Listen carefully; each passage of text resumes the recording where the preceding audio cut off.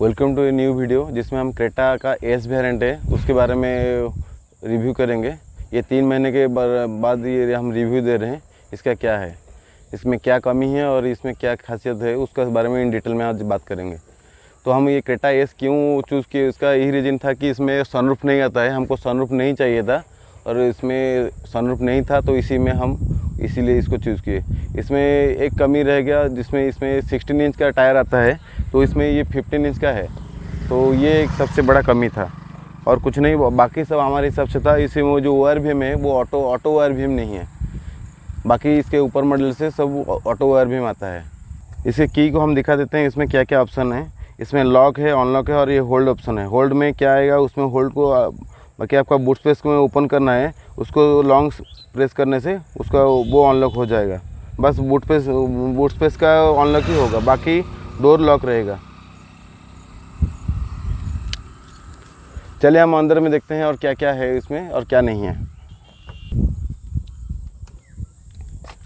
इसमें आ जाता है चार पावर विंडो आ जाता है, लॉक अनलॉक का ऑप्शन है और ORVM एडजस्ट करने के लिए इलेक्ट्रॉनिक एडजस्टमेंट है ORVM का, और ये राइट है और ये लेफ्ट है, इसी में आता है। और इसमें चाइल्ड लॉक वो विंडो का जो चाइल्ड लॉक रहता है तो चाइल्ड लॉक का ऑप्शन है इसमें पे। और 3 ऑप्शन है यहाँ पे। लाइट का एडजस्टमेंट दिया गया है और ये ट्रैक्शन कंट्रोल ऑन ऑफ का है। ऑटो स्टार्ट स्टॉप, अगर ट्रैफिक में आप रहते हैं तो ऑटोमेटिक स्टार्ट बंद हो जाएगा, फिर आप जैसे ही क्लच दबाएंगे तो ऑटोमेटिक चालू हो जाएगा।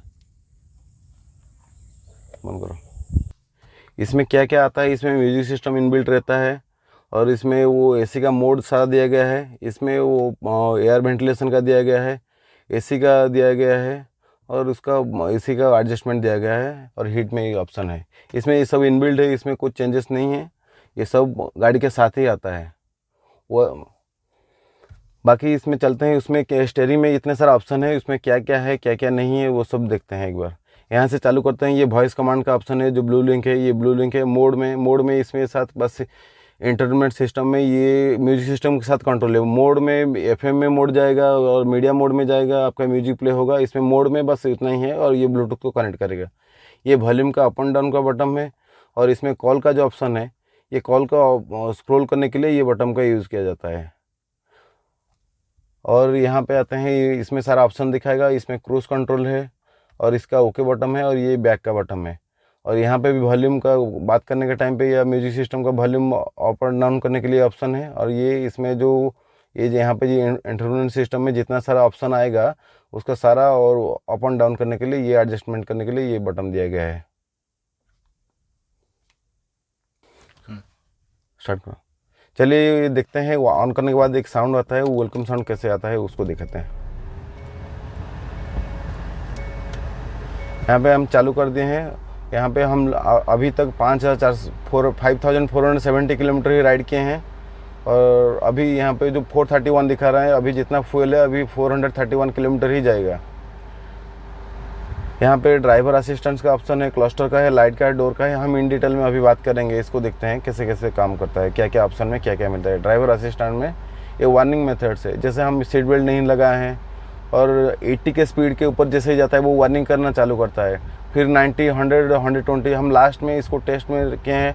180 इसका टॉप स्पीड हम टेस्ट किए हैं, उसमें इसमें रिस्पॉन्स अच्छा मिलता है, गाड़ी एकदम अच्छा चलता है। इसमें आपको अच्छा लगेगा। इसका जो एक्सीलेटर का रिस्पॉन्स है तुरंत ही, मतलब ये 80 स्पीड पकड़ने के लिए मैक्सिमम मेरे हिसाब से 10 सेकंड ही लेगा। 10 सेकंड आप प्रॉपरली आप ड्राइव कर पाते हैं तो 10 सेकंड में वो 80 तक पहुँचेगा।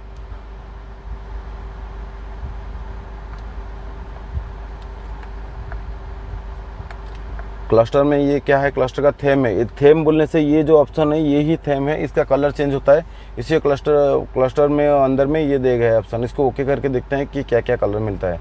थेम ए में ये तो बाय डिफ़ॉल्ट था, यही मेरे को अच्छा लगता है तो यही इसको ही रखे हैं। नंबर 2 हो गया बी में ये रेड कलर का आता है, सी में ये ब्लू कलर का आता है। बी का जो कलर है, जैसे कुछ वार्निंग का, जैसे डोर प्रॉपरली क्लोज नहीं हुआ तो इससे रेड कलर का आता है। तो दूसरे कलर का है तो ये रेड, ये ब्लू वाला अच्छा रहता है। तो आपका सबका अलग अलग चॉइस है, तो उसी हिसाब से आप अपने हिसाब से रखिए। ये ऑटो स्टार्ट स्टॉप जो यहाँ पे बटन दिया गया था उसके बारे में है। और वाइपर लाइट्स ऑन ऑफ का है, वाइपर का डिस्प्ले आएगा। जैसे वाइपर आप यहाँ पे चालू करते हैं तो यहाँ पे वो ऑप्शन आ जाएगा कि कितना मोड में है। जैसे यहाँ पे फोकस कीजिए, ये हाई है, लो है, वो मीडियम है, इंटरवल है, लो है, हाई है, वो सब ऑप्शन यहाँ पे दिखाना चालू करेगा। उसी का ऑप्शन यहाँ पे दिया गया है। आईसी रोड वार्निंग है, वो आईसी रोड में वो वार्निंग करेगा। वेलकम साउंड, जो गाड़ी अंदर जाने के टाइम पे एक साउंड होता है, वो वेलकम साउंड है। लाइट्स के बारे में यहाँ पे देखने से, वो लाइट्स के मतलब हेडलाइट का नहीं हो गया, इसमें इंटीरियर लाइट्स का भी है, हेडलाइट का है। हेडलाइट जैसे ही आपका अंधेरा हो जाएगा तो ऑटोमेटिक डिटेक्ट करके वो यहाँ पे इंडिकेशन देना चालू करेगा कि हेडलाइट आपको ऑफ है, वो इंडिकेशन देगा। इंटीरियर लाइट्स को ऑन ऑफ करना है जैसे, वो वाला ऑप्शन है।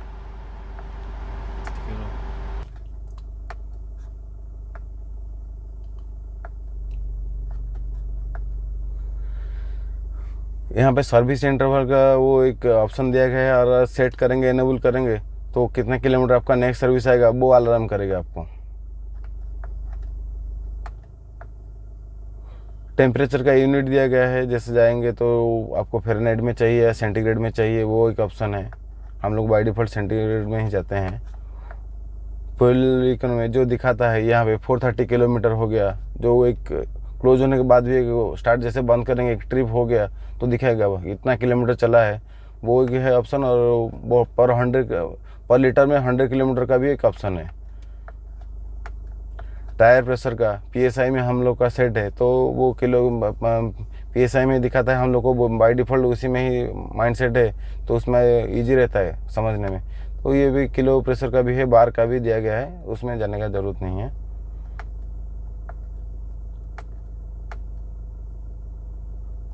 यहाँ पे हो गया। दूसरा एक ऑप्शन है drive to display, tyre pressure का देखते हैं। यहाँ पे यूरिया का लेवल है, ये एक डीजल गाड़ी है तो इसमें यूरिया भी टॉपअप होता है, और ये 10,000 में यूरिया एक 10 लीटर ही कंज्यूम करता है। तो अभी ये फुल है, फुल वही दिखा रहा है।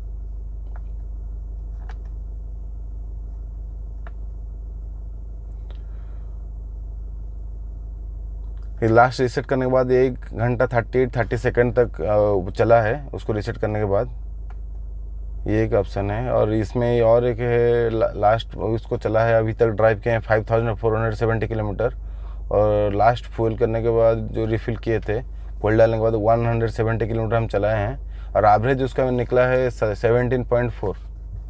इसके एवरेज के बारे में बात करना जाएंगे तो ये आपको एवरेज 19-20 देगा। ये 3 महीने का रिव्यू में बता रहा हूँ, ये मैक्सिमम आपका 24 तक जाएगा।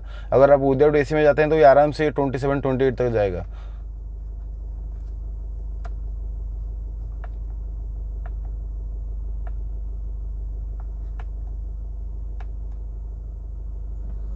करंट ट्रिप हम लोग तो अभी ट्रायल कर रहे थे, तो इसका करंट ट्रिप 0 ही दिखा रहा है।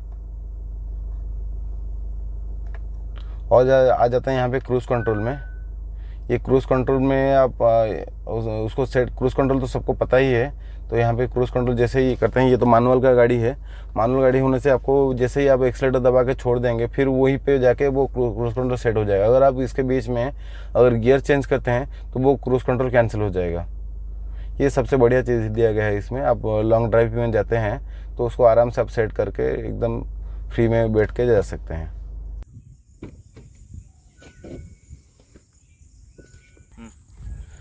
सबके मन में एक ही सवाल है कि हमको बेस वेरिएंट क्यों ना ले, ये सब करके, ये सब फालतू का चीज़ है। आपको जो चाहिए, यहाँ पे इतना ऑप्शन है, आपको जो चाहिए आपको वही लीजिए, वही गाड़ी वही मॉडल लीजिए जिसमें आपको जो चाहिए, आपका जो पसंद है। जैसे हमको ये पसंद था, सनरूफ नहीं चाहिए था, तो ये हम सनरूफ वाला ही लिए, तो इसमें कुछ कमी रह गया।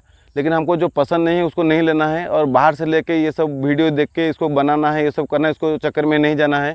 उसके चक्कर में क्या होता है कि गाड़ी का जब भी कोई एक्सीडेंट हो जाता है तो इंश्योरेंस वालों ने उसी पॉइंट को पकड़ के आपका इंश्योरेंस को क्लेम को रिजेक्ट कर देते हैं, जिसमें लाखों का नुकसान ही हो जाता है। तो ये सब चीज़ में नहीं जाना है। गाड़ी लेना है आपके हिसाब से लीजिए, क्योंकि ये गाड़ी एक ही बार लेना है, मिनिमम तो 2 साल तो चलाएंगे ही, तो उसके लिए 2 साल कंप्रोमाइज़ क्यों करना है। गाड़ी का बजट भी ज़्यादा हाई नहीं है, ये 11 लाख से स्टार्ट होता है। ये जैसे 14 लाख में हमको सारा कुछ मिल गया, तो ये क्या चाहिए, हमको डीजल चाहिए था, हम डीजल ले लिए।